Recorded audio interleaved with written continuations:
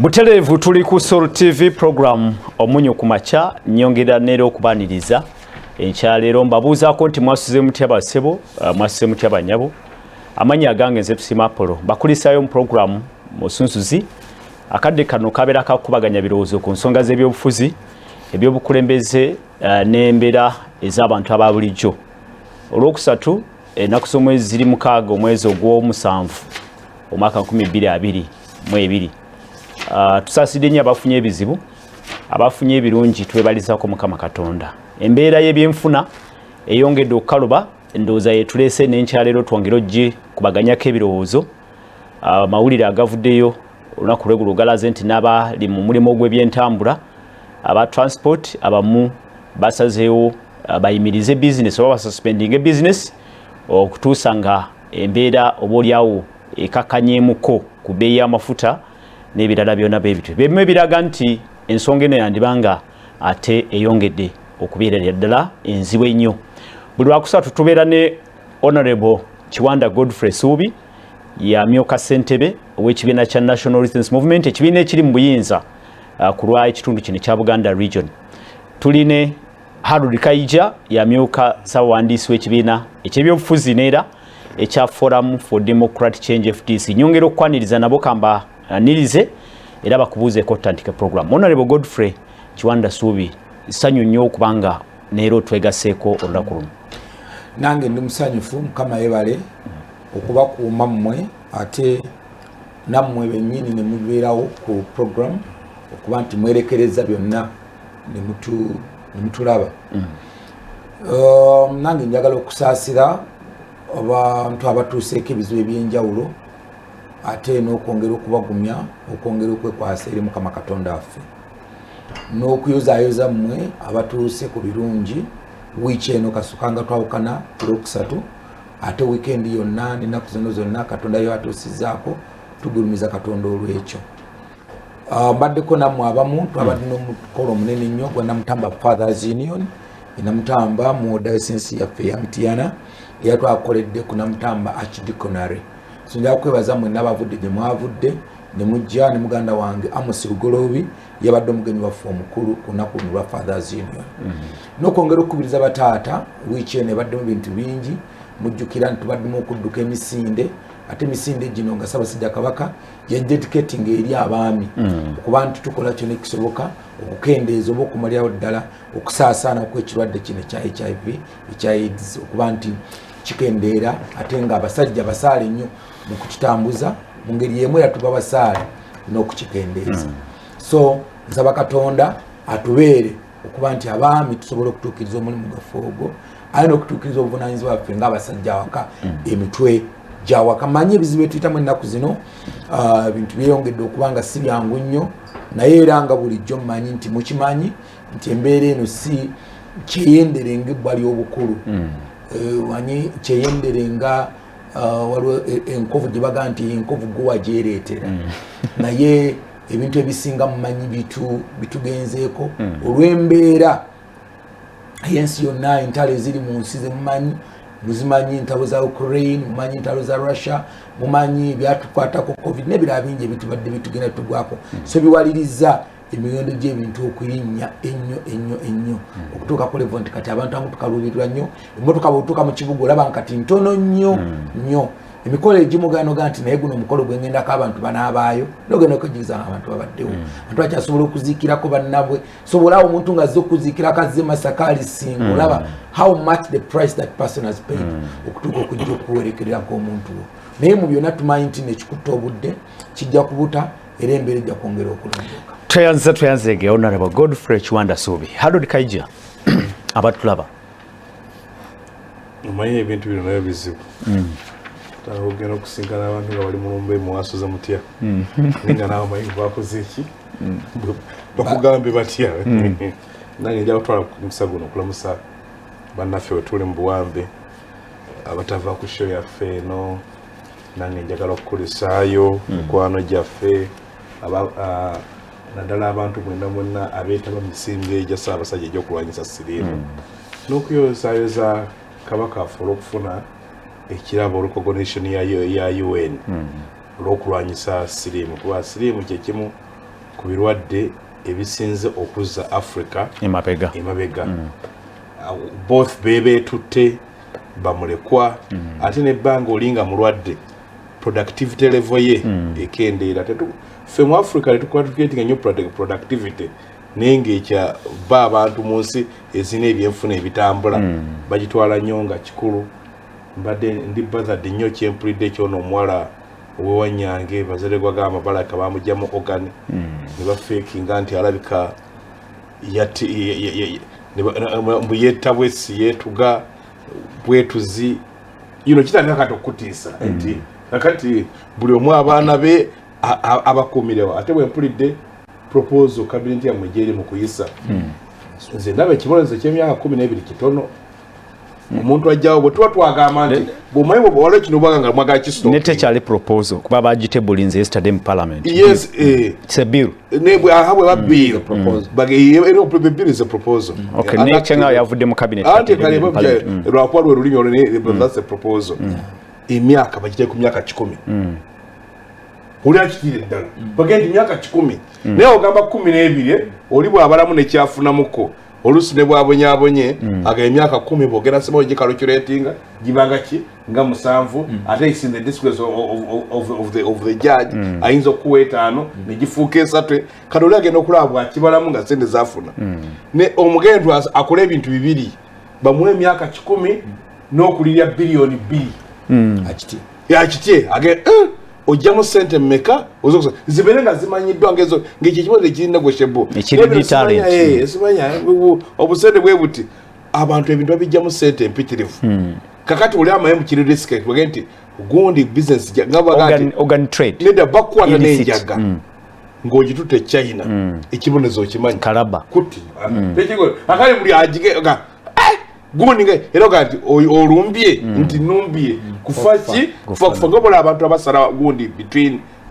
Libya nga bagenda mu Europe ne bafira bwano nti mbwe kitegeeza ekiba kimugoba kinene nebo okafuula akatonotono I want to think ntuba toyina nnyo kyokozesa ekintu ekyo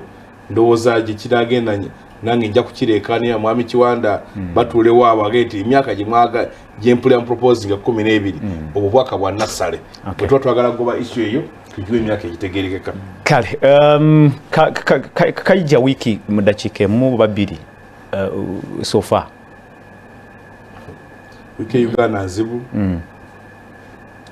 amafuta abamu kati bagagula kasanvu 5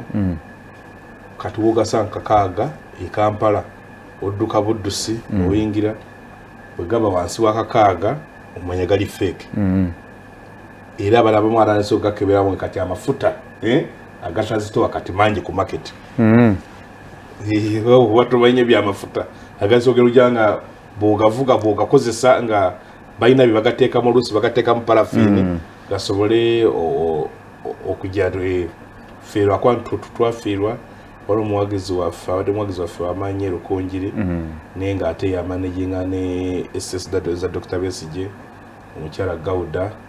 yatufaako olunaku lwata Dr. Besigye ne bamukola ki bamuta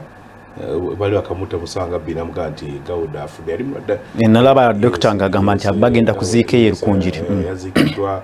ku Monday Dr. bamuta ku era cash bail million 2 n'ekitundu ne munne mukaaku izo ne ziba 5 twalina ba activist abalala bebagamba public nuisance ne abagundi ya mitwalo 22 naye ate mu kooti yemu nensangamu abaana abato ekintu ekyankwata Kenya mwalimu abaana nabo bebakwata ku Jinja Road bali myaka 17 noza 18 uba bateekaawo bonna ogundi waliwo gye bayita okukkiriza omusango pre-bargain tetera kukolera ku police naye nagyewuunya bonna ne bajja ne bakkiriza nti omusango bakoze babba busimu bakuba bantu bakola biki kakati olwagira omulamuzi n'agamba nti ekibonerezo kya mwaka gumu naye bubulya lwaki gavumenti omulamuzi asaana akusonyiwa ng'obula abeegayirira kakati nga buli omu ayogera ebimukwatako bakulaga baava wala abakulaga tebalina bazadde tebalina ba Luganda tebalina makaawo basula tebalina address natuka nabo ekibozo kya kola community work yanaku musavu nene ngamba bana abaana ab'emyaka egyo betulese baleme kuba na address baleme kuba na nganda Uganda egenda kutuuka okuba enzibu ennyo okubeeramu ekyo kyo simanyi bannaffe abali mu bizimbe ebinene okuliko abasirikale okuliko baki ekirala kyendabye ennyo nti obutayimbwa obugundi bupevers bukomyewo bw'amaanyi ne kasabuni bw'okaleka wabweru tokasanga nti petty theft n'obuliseera sema mu bakubira Lord Councillor Mkwano wa Jeremiah Care yali vice president wa Adekinga ali Makerere bamu kubana yamujja kesi bamujja ko nebibye kati kifuuse common knowledge ntika era kati olabo lwaleero ne bwedadde njoga ku press conference munamale olambudde ku insecurity eri mu ggwanga nangamba yabadde ave ekisasi ku sawa 2 nga teri taxedda sikafyu nafuna boda boda mga unja kutwa mtu akuba sinda gwenkomyawo mbubo yatuuse wano ku mabirizi nga kirya mu kibuga ngalabe enzikize ekutte ngata abantu kumpi bakendeddwa walidiza nga wali n'okutambula atuuka wana bali mbwe zigenda ekireka nga bayimba esembayo ku sabbina ekitundu esembayo kakati bategeeza mbwe ekonome y'ekiro naye eri mu kufa kubanga Lord Mayor bwe yasoma state of the city gundi amataala gali mu kibuga gali bitono mwenda ku buli kikumi just 9% nzikiza 8% kakati na 98 ebitundu kyenda mulala ku buli kikumi ebaki nzikiza kibategeeza kakati mu nsi gye zibeera n'emirimu ng'omulimu oba mulimu mu nsi yonna kuliwa abantu basatu okusaa 2 mpaka ku 10 10 mpaka ku mukaaga mpaka ku 2 kakati ffe tukozesaako omuntu ogwo you can't find unemployment kakati abaana abadde bakozesa obudu bw'ekiro bw'oba wazikiza kati n'amasannyalaze ogaseera ojola be security rights buli omu ateekamu watsi 2 watsi 10 kati akataala kakoma bukomi awo oli bwatuuka wali ngefuuze nzikiza so nti abakola ebi ne bongera obikola n'abaana ne batya okutambula abakazi baba batya okukwatibwa so nti seriously ekizibu kinene nalabye n'ekyabasomesa be bazzizaayo okusomesa kumpi oyinza kugiyitanga ku gun point nenja kutegeeza mukwano gwe mwami Kiwaana mugende mugamba omukulu abasomesa tebabagamba bugambe kuddayo kwera ki class ekibi kya service industry oli kyakola tokikwatako you don't touch it's not tangible yes asobola okutuula mu kirasi wabawulidde dawulidde olina agamba tugenda kusomesa abaana okwenkanankana n'essente zibakola ki zibatuwa ekyo nakiwulidde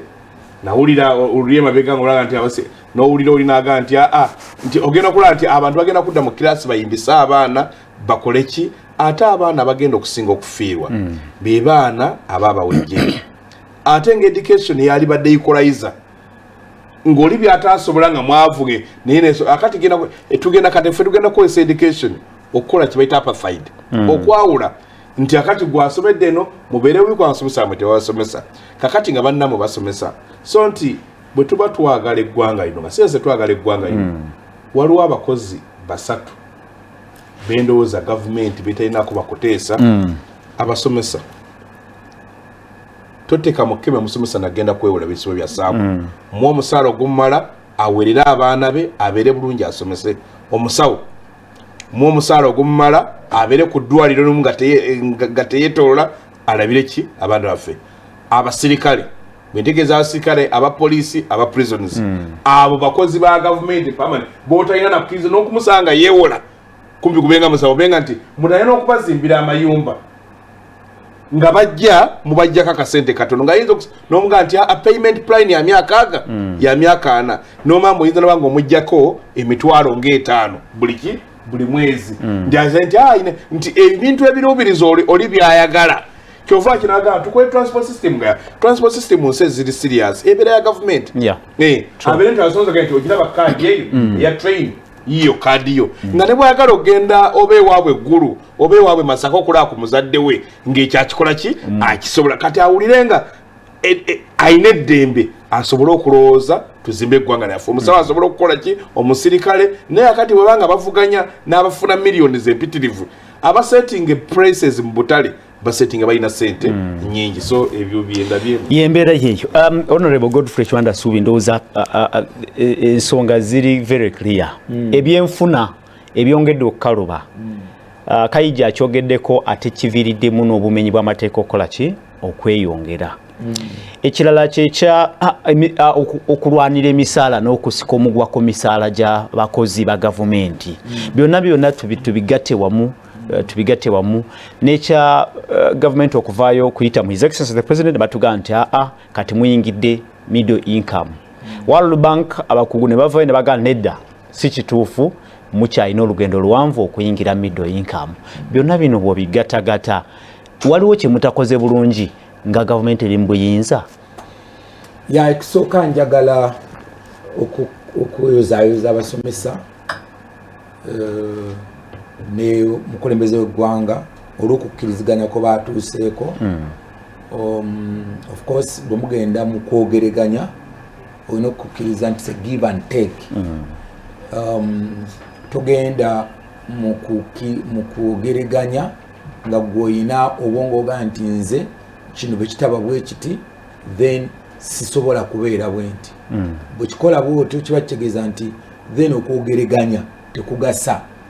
Naye buli lw'ogenda mu kwogeraganya, bw'ogenda mu kuteeseganya,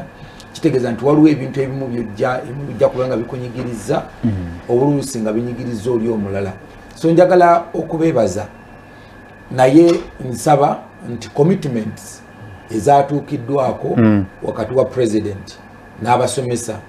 tufube nga government okuziteeka mu nkola. Kubanga ettata muyima tekimumalako nteezi. Yes, abasomesa bajja kuddayo basomese baleme abantu kuyimba, abaana baleme kuyimba buyimbi. Naye nga balina ebakkiriziganyizzaako kati bw'otabikolako booli awo ate lwe bakomawo ku street lwe basuula wansi ennoni ate bayinza okuba bazibu bajja kuba bakambwe nnyo okubazzaayo mu kilaasi. So kiba kikulu nnyo okuba nti ensonga ezakkiriziganyiziddwako ziteekebwa mu nkola. Number 2, ekigambo kya salary enhancement kikulu nnyo kipulaninga. Tulekeraawo nga bwe nabagamba ku programu yaffe wedde okulowoozesa abantu nti abantu bamala kwekalakaasa, abantu bamala kuteeka bikola ku ttaka ne balyoka balowoozebwako ku nsonga y'emisaala gyabwe. Of course emisaala tegigenda bw'oyogera ku misaala kizibu nnyo okwogera kussa omusaala. It is omusaala trend yagwo yina kubanga kulinnya. Kakati kikulu nnyo because jukira nti abantu they do their budget, bakola programu yaabwe. You know, omuntu amanyi ngenda kusomesa maybe up when I'm 25 years up to when I'm 60. Those about 35 years omuntu abadde asomesa. But even the promotion, really, abantu nosanga nze nyina mwanyinaze bwe nasoma naye Harriet Mukanteeko. She's a classroom teacher. Up to where I am now, and not because tayeyongerangako yamaliriza yandekamu S4 yenze nengenda ku A-level nagenda mutama nakola TTC najimala certificate nadayo nakola ekyambo ko diploma najivaako nakola degree najivaako katali masters, but she's still a classroom teacher in primary. Really? Yes. Really? And that is a serious matter. Yes. Promotions. Yeah, promotion. Motivation omuntu ona ajijja. Yes. Because actually promotions zitambula n'emisaala. Omuntu buli lwalinnye eddaala mu oba n'abaako koose empya gy'akola ki? Gy'akoze. Then afune promotion n'omusala gweyongereko. That system is very, very key. Who was my classmate mu primary? N'asoma n'amala, I'm almost retiring. She's still a classroom teacher. Ayina degree, ayina diploma, aina certificate, and she was almost the best. Actually, she was one of the best. Shageza ye upgradinga nayo musala ne gusigalanga guli level ne sigalanga yemu azadda abaana n'abaana bali kumpi kuzaala.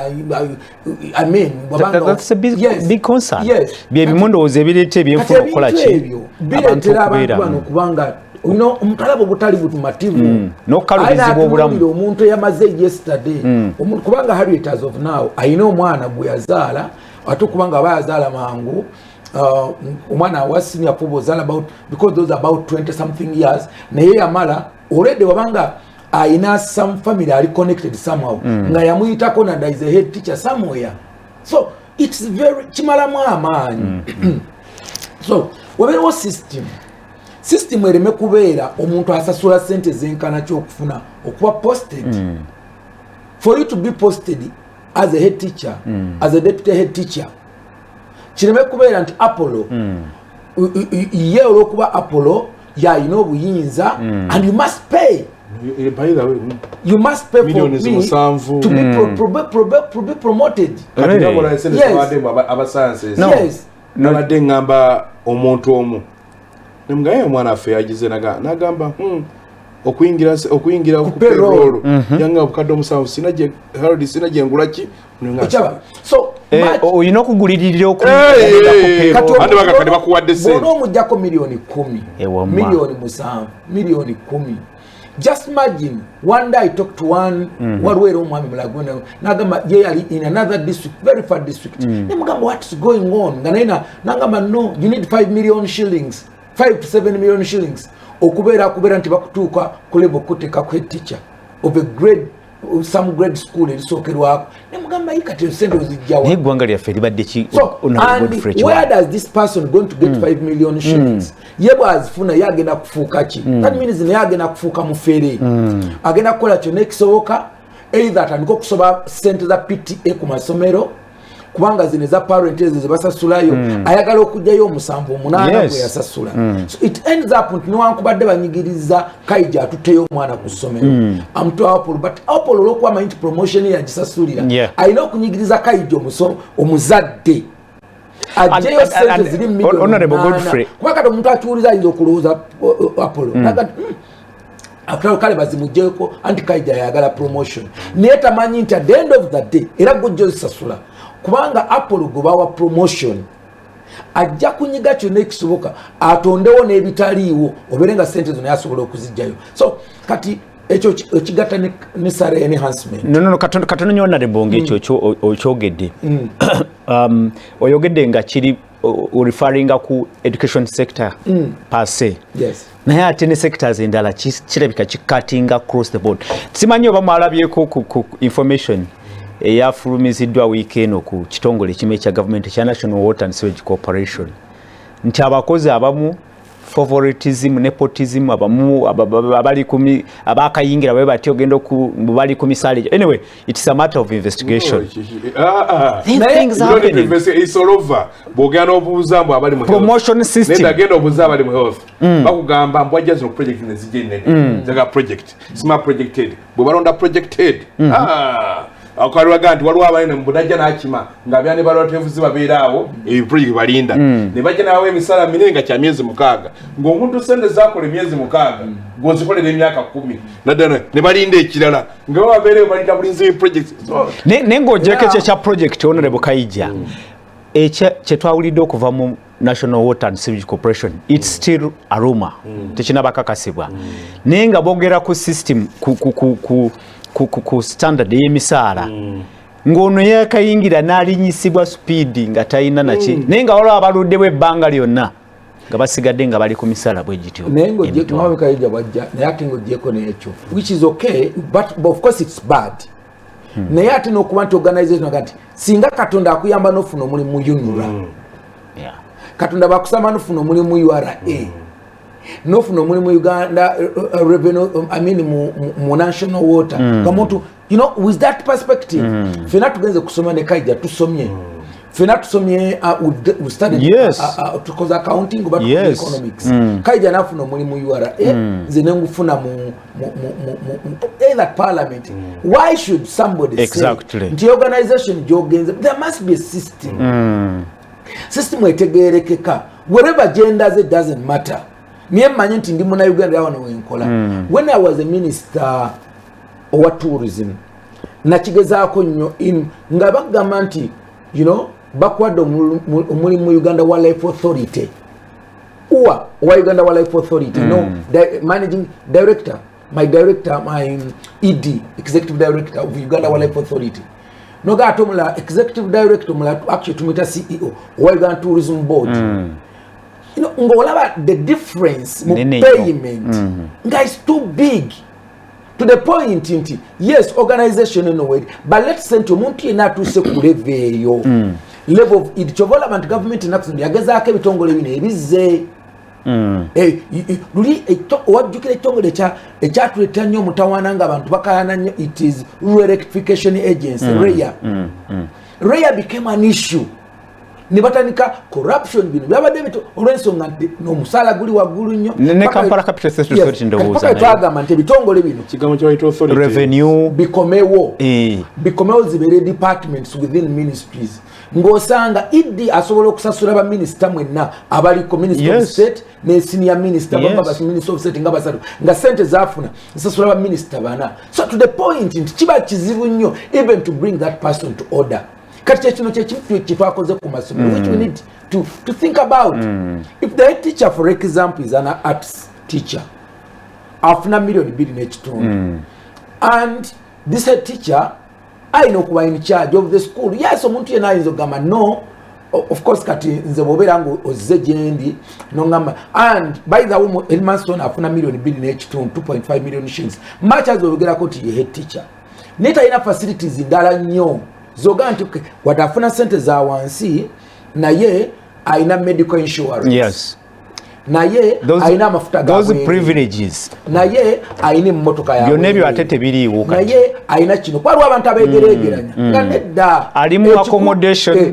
ennyumba eza government musaala gwange yes naye olinga ati ekikulu kiri nti nze tolaba nfuna omusaala mutono but I'm looking after abantu abafuna sente nyingi nnyo but tebanjijaako kitiibwa kyange but what are the benefits that comes with that salary gyetwogerako nga ntono so nze ndowooza nti mu kino kyekyatuyigiriza kati olaba local council n'abawulira nabo baagala nabo bagenda kutandika okwekalakaasa kakati nze ndowooza nti ekimu kye tulina okutuula cabinet parliament and all of us as a ruling party now and actually now as we go to SEC Central Executive Committee, these are the things that we should tell the president yes because we've been able to salary enhancement omuntu amanyi no so much and the program is like this omuntu amanyi nti bwengenda mbusomesa every after 2-3 years there is this increment even if that increment is 10% 5% because as the economy is growing jukira nti we are going to the same market omuntu nasigala nga nyigizwa tujja kwejjukiriza nti omuntu ajja kusigala nga wali mu class waliwo abasomesa bangi bemmanyi omusomesa olw'okuba nti namanyi talina kifuna ng'ali ku boda stage really yes omusomesa mbamanyi ng'alina boda gundi avuga boda kati ate ennaku zino bagenze ne bakisussa bw'amanya nti afuna $900 because of the high unemployment afunayo omusomesa omulala eyasoma olusomesa namuganga ngenda kusasula $300 okiraba katadira ku kinaana ki najjako 3 n'afuna omusomesa KAIJA agenda muyambe ko yabeera mu kirasi yagende ku boda stage yagende ku boda stage ng'atafuna nagali ataano honorable awe tutuuse mu butuufu really kuba ndowoozezaamu honorable so gobogenda kusomera obala bwoti ndowoozezaamu nti omusomesa ekyo babanga asobola okikola ng'alina opportunity y'okikola ekyo olwoyo y'omupoliisi owa poliisi omusirikale yikyakikola atya do you look at that discontent ne disgruntlement eri mu bakozi ba gavumenti mu kiseera kino kyenyini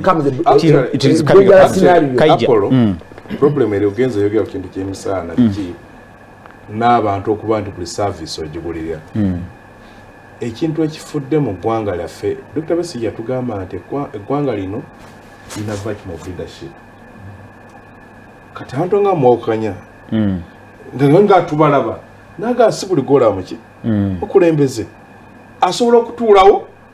oyina afuuka manager nga si manager oyina afuuka kansala n'afuuka chairman n'afuuka kikyonna n'afuuka minister afuuse MP naye nga si muki si mukulembeze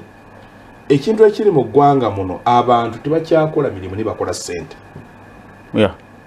true oba otegeera abantu bakyakola mirimu era kyova olaba osanga omuntu nga takubuulira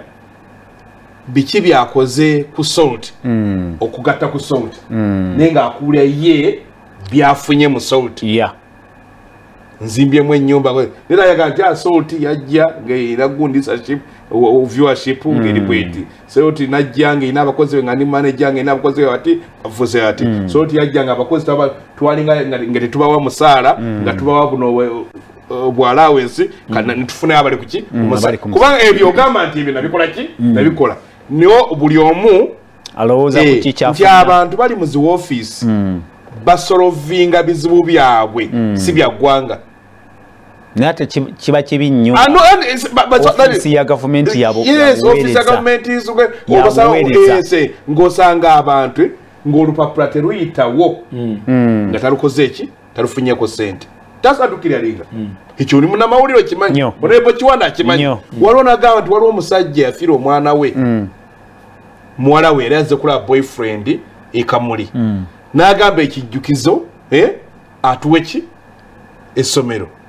agenda okwetola minso nga buli watuuka bamugamba sasula nagamba no benjagala okuwa service wona omulasoma bayiraga tuwa ddwaliro simanyi era wa era sasula n'ensonga y'okufuna abantu abafaanagana nga pineti nga waliwo omuyindi tata yali atuwa eddwaliro erifaanana bwe erityo nga yali tuwe abatata netuligana kuba tekwaliko njawulo omujapani yali ayitwa ku miliyoni nkaaga eza dola netuligana nga kuba tewali njawulo olwaleero isi eremedde weeri isi ekigiremeseza weeri njawulo okuzenguka waliwo baafuna essomero nga somero omanyikana galinga international nga kumbi buli office bagenda gisanga weeri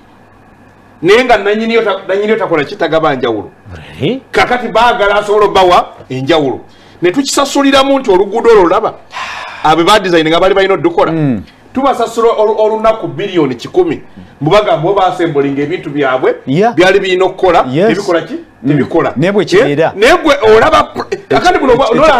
bwe kibeera contractor kasitatuusa ebintu ku site kakati okiraba nti atandikirawo okukola okwala miliyoni 100 ogenda ozigaba toyinza kwewunya lwaki abantu baffe ebitundu 3 tebali mu sente lwaki tuli mweno crisis kiranyaga hona bwekiwana bwe tuba twogera ku ntalo olwekongo tetulwogera kwe gye tuli nti waliwo ebintu bye tuli mu kukola wano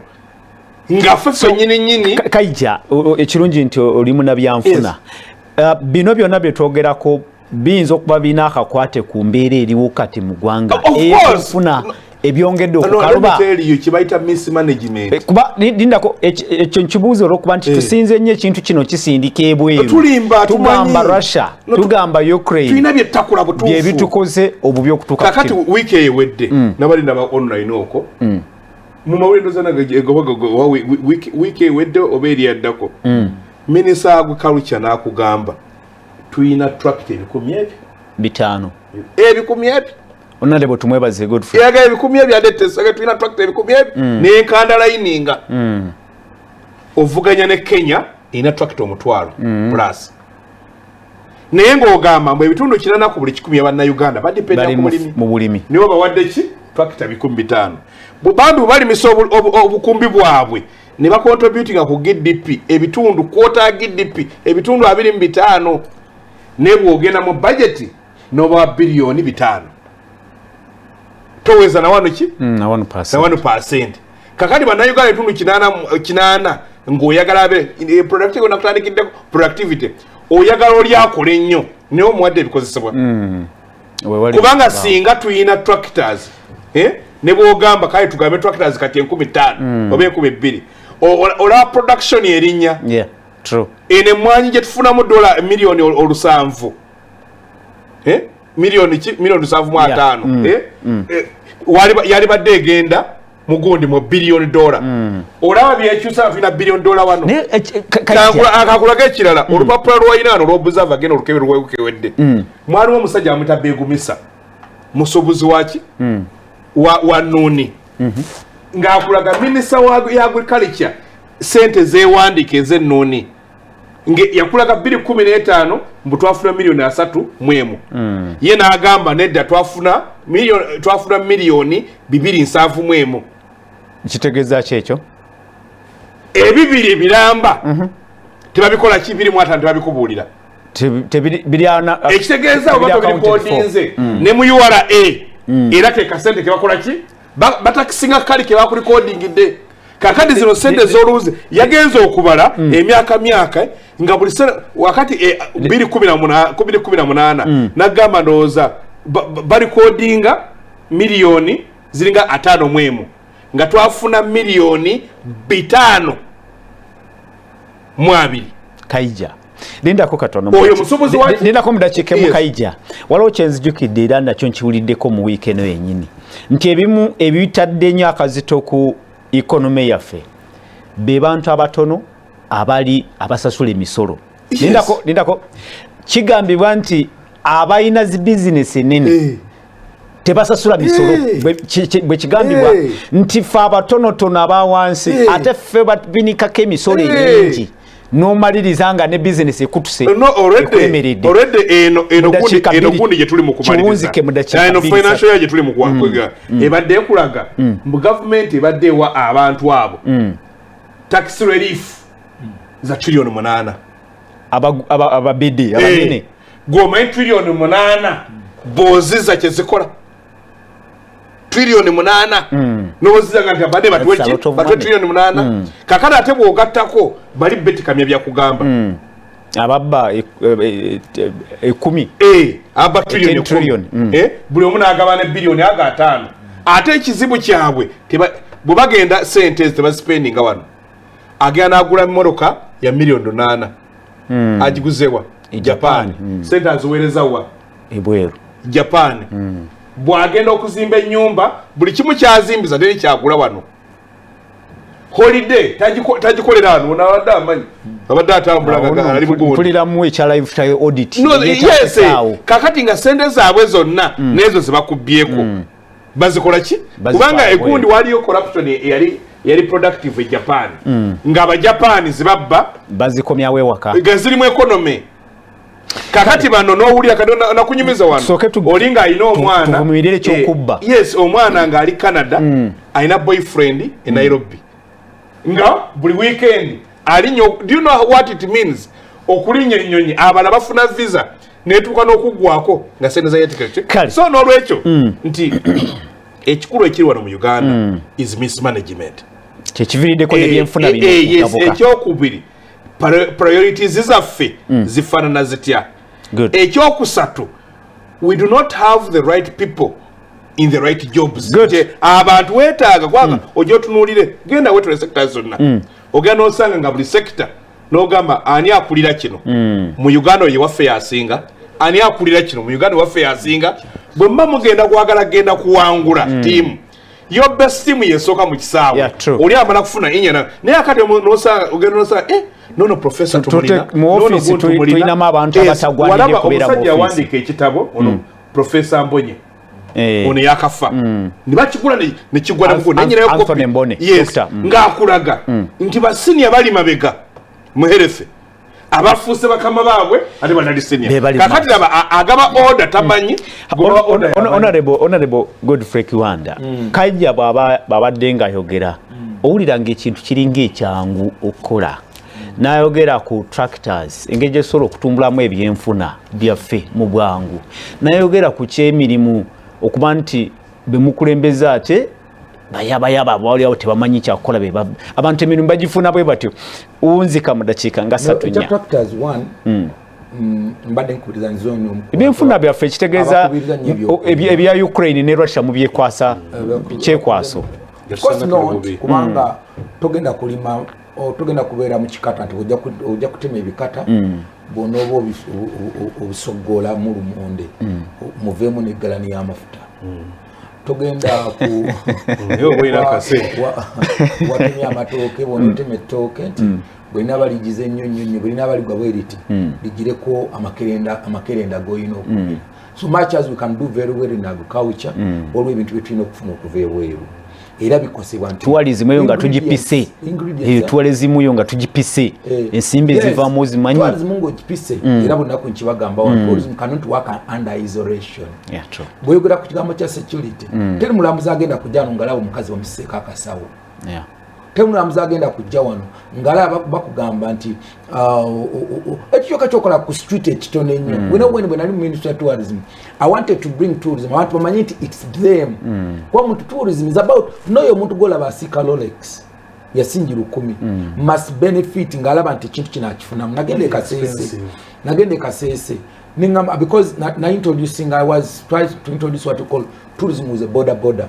omwana border alaba atyanti afunamu mu tourism so anyway chengezako kugamba nti tikusobola kukola kyokka ekya tractor kikulu n'ekya tractor olone bobuza KAIJA if you go to especially in central districts one to limitiana where this time now the wentegeka mu baneiba banginyizo okubanza enzeka atekateko okufuna tractor okulima acres bili kwali wenjagala okusimba ebisagazi byente nenga nkabaddewo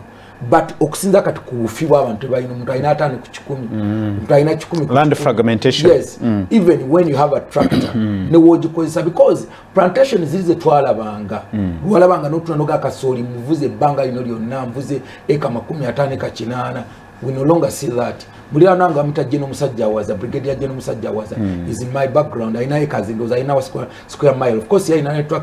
tractor system weri kati ministry ya culture kwa tuwetaga na broad tractor bakwa tractor nogikozesa nozijjayo to me of course twakigezaako ne kusabu county zokuteka out tractors boteka tractor kusabu county ukuyita we myezi 3 enoge nokulanga bagisibeko trailer twagisombera ko block teri kyo na tractor za ekyo ekyo kyekimwera kyayogeddeko ekya mismanagement yes tractor bwebanga yaletebwa okuyambako abalimi ate otuusa otyo okugisombesa ziblock kakati nanti mbadde ngezaako ne nakino mwami KAIJA kyayogezaako nti mismanaging probably from the household level not just from the top leadership no yeah, because even from the household level told that president yagenda oba minister nateka block ku tractor it's because there is a chairman and C3 okay kakati akadde katwaliriza honorable ku kigambo nga ekyemisolo of course abantu gine misolo ono KAIJA akimanyi tax holidays tax exemptions abanini tebasasula misolo ziri in law ziri mateeka waliwo companies waliwo gundi tugoberera ngozi wala misolo gibali bagamba penalty no tetwogera kwa investors abanene mu government ne abayina business tebasasula misolo abantu abo fa abatono fe tumenyeka ne misolo problem ekiriko tinabaweda tax waivers abatwedwa tax holidays nga bandi baddaji kozesa bulungi nti KAIJA sina tax holidays abajje pena bwepenya abamu now I have to honorable Wonzi leta munamawulire sayina kuleka kukisa kwa mwenza gokera bidde problem ekisinga amaikola kwa twina omuntu munene twina waseke kyabi kupikira bonange no byogera ogera nange kizibu kino abantu bemu kusonywa sente lwaki maga ndi bane tubasonye ba kati mutu okusene terezebwa ekisinga obunene kucho people even misuse it nti lero KAIJA abagenda kutandika university tulina ebintu bitwate county ebintu ebyo omuntu agenda kutandika education institution bya abinonera bwerere tebiriko musolo kati KAIJA akozesa omukisa ogwo gumuwereddwa n'abala ba Apollo bakiwanda ne bayita mu KAIJA ne bona bafuna yes kwa bintu bina betwalowooza nti aleta kufixinga like in the midst of tourism mu ministry tukinza abantu ba hotels okweta TV bichewe eba bigenda mukola mu hotel ne bimaliza nga bigenze maduka gawo ne bimaliza nga bigenze maduka kati omuntu yalese ekintu nga yeta kisasulide yes tosola competing naye Apollo yera yesenga asasulide ko musolo so I agree with that kati obulyako bufanana bwe buto problem ebuliko ndi tebuli just here but even ne mu bwongo bwaffe bwennyini kati ate ekyo kyokola bwampuliriza ndabanulayo otto omulimu gwa mutabani ate ofiirawo nnyo mutabani we okuba nti asomye mutabani we tagenda kuba obusina mukisa ogwo ku bypassinga bwato yandibadde yeetaaga okuba nga alina kampani y'omuntu omulala gyagenda okukolamu but the fact that ogitattanye nti naawe ne mutabani wo in future tajja kuba honorable nonsonyi olwakadde ngenda kwedda dakiika 2 kwatizeza dakiika 3 zokka kozesa dakiika 2 esuubiririwa nga tutandise okulaba ne kampani ngeza bus kati zizo zigalawo tugendawo tulaga wakati no ekisooka kwe kumanya nti ekiseera kyo tekijja kubeerera tekijja kubeerera tubadde mu bintu bingi era mukimanyi nti ekintu kyokka ekiri permanent is change naye ebintu bijja kukyuka and they will change for the best. I know. Of course, waliwo ebintu bingi ebikolwa government ekola ku kino ekola ku kino okola kante embeera ebeera fixed. Naye ekimu kye tulina okwenyigira mu kati ekinene nnyo nti abantu baffe amaanyi bwe tuba tugateeka nga bwe twayogeranga mu covid. Bwe twali mu covid abantu bagamba nange ayinawo ekyalo gendo nejjo nasanze omusajja nti mu covid yasooka bwe nagenda mu kyalo nasimba ekaze mwanyi 10. Today I began into the serious production ntandise okukungula after few months. So ekimu kye tusinga okubeegayirira nti mu kiseera bwe kibeera nga kibadde kizibunga kino, let's go into production, tugende mu massive production. Kino KAIJA kyayogeddeko nti because the only way we can beat this is through export. Ne bwe tuba nga ffe betuweereza ebweru bitono gobogenda ku luguudo lw'ejjinja sayidi y'emmotoka ezivaako ebweru empira gyenyize paka mutaka naye ate bwe ziba byetufulumya bitono nnyo kitegeezese honorable mbadde nsaba tubeera nga betufulumya tujja kubeera nga tulinga bola Uganda bebeera nga eringa olusoggolo ng'ennyingiza yaffe efaanana bweti kyokka ng'enfulumya yaffe efaanana bweti and most families are like this. Eno y'ennyingiza, eno y'enfulumya. Kati amaanyi gonna gola gavumenti geeteeka mu zino programu zonna twagala kukyusa lusoggolo eno ebeere nga y'ennyingiza, eno y'enfulumya. Naye kino kituukako. It doesn't take a lone government fena tulina kuba involved. Good, thank you so much. KAIJA dakiika eriemu tusiibule. Agezi nasembeeko enooti ya production bw'otuuka ku Jinja Road biroole ebijjaano nga bizitowa biddeyo byereere. Production tukyogerako naye tetunakola ebyetaagisa okukola production. Nti ekikyegenda ekizibu ekiri mu Uganda nti tiimu yaffe gye twa line up tewaasa kuwangula mupiira tukole ki? Yes, no, nga usibula wa magezi nedda abakatolo you are a government in waiting. Yes, nageze ndaba kuba the other day nayogera nga njogera ku Royal Bank of Uganda jondoza nagichakudde ne stock banking rate bajongeza. Yes, ne oluse sokubera lending rate. Yes, sokubera counterproductive. Esobola naye ate kabinga inflation. Yes, no so kulinyisa gundi interest rate is affecting ebintu ebiraso botaji kozesa bulungi nayo kyo ino okuba nti government ekole ki mu kiseera kino. Yes, no ne andi kiri kyenkugambye nti bwe tutalekerawo teeka abantu mu bifo nga tubadde kulyamu ssente nga luwadde system nga kikyogera gamba nga kyogezo gati corruption ndio ani go promoting ako singa omuntu abeera mu kifo n'amanyambu yakifunda ku merit aba ne passion n'amanyambu basobola okungoba ne kati omuntu bw'abeera mu kifo ng'amanyi Apollo mukwano gwange Kiwanda mukwano gwange naze kyembadde ngamba n'abantu abamu nga saakaluka yala ndi bwe tuba twagala n'okufuna mu East Africa this time around mwami Kiwanda musindika abantu gabati bagenda kwogera ki yugasi bino ha muntu wa fono alabika yakola mwine ye mugane balancing bikwetedde obuzibu yalaba Soul TV program omunye ku machabweto betambudde nkyalero ntekwe kobaza mwena abaddeko ku program ate nebaze ne bakama bange mwena abali emabega wa program Honorable Godfrey Chwanda Suvi sanyu nnyo kuba nti obeera naffe every Wednesday. Nanjaga kubaza omusumba Losius omusumba Losius Bujingo okuba nti yatirawo mukutu. Good. Netwogera n'abantu. Good. KAIJA. May God bless you. KAIJA, it's a pleasure. Wano yagenze nangamba mbogenda yakusabe ne mugamba yakasaba gwe mumo mukyasabi. Wamuli yagenze nangamba ne mugamba program bweto bwetambudde nkyalo tudde mu tusinkano olwokusatu agangeze tusiima Apollo musibe bulungi mwera.